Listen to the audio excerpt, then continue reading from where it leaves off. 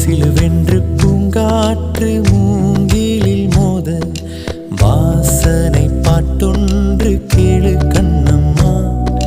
அலை அலையாக ஆனந்த